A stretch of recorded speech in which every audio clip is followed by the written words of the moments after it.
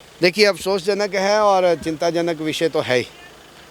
और पिछले 5-6 महीने से जो ये इनकी अटेम्प्ट इस पीसफुल इलाके को डिस्टर्ब करने का प्रयास जो पड़ोसी की तरफ से हो रहा है, वो एक चिंता का विषय है। मगर पाकिस्तान ने हमेशा मुंह की खाई है, चाहे वो युद्ध के रूप में हमारा सामना हुआ हो, चाहे इस प्रॉक्सी वार में।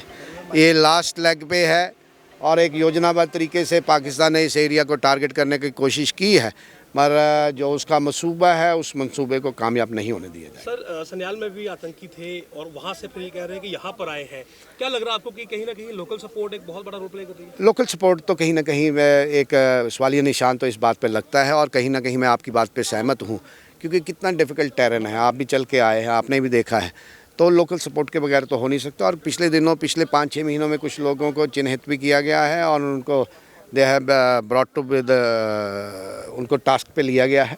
तो जो भी परिस्थितियाँ होंगी, बट सिक्योरिटी कंसर्न का मसला है, मेरे को भी बड़ी जानकारी नहीं है, मगर निश्चित तौर पे without local support, without logistic support, इनका आना और बड़े दिनों तक सर्वाइव होना ये कोई पॉसिबल काम। जब OGW अक्सर देखा गया, ये जो उज दरिया है इनका ट्रेडिशनल रूट रहा है, और जुथाना में 2005 में भी अबू ताला जो है जिसको मारा गया था, तो किस तरह से देखते हैं कि ये जो जिस तरह से ट्रेडिशनल रूट है इनका? नहीं, रूट्स तो हैं ही है, ये रूट्स तो रहा ही है। जो इंटरनेशनल बॉर्डर है, आप रावी दरिया से चलते हुए जहाँ पंजाब, जम्मू कश्मीर के उस तरफ पंजाब है, वो भी एक राह है। पंजाब में आजकल इन्फिल्ट्रेशन बंद है क्योंकि तारबंदी हो गई है। हमारा जो एरिया है, हमारी जो टोपोग्राफी है, बड़ा मुश्किल सा काम है। कुछ एरियाज बचे हैं, कुछ लूप होल्स हैं।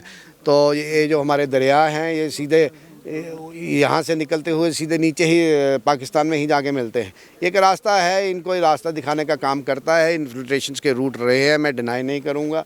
अब इनको रिवाइव करने की कोशिश इनकी तरफ से हो रही है। सर, सरकारों का ये भी कहना था कि पाकिस्तान से बात जरूरी है, और ये भी कहा गया है बीजेपी की तरफ से कि guns and talks can't go together, और आज ये मंजर हमें देखना पड़ रहा है।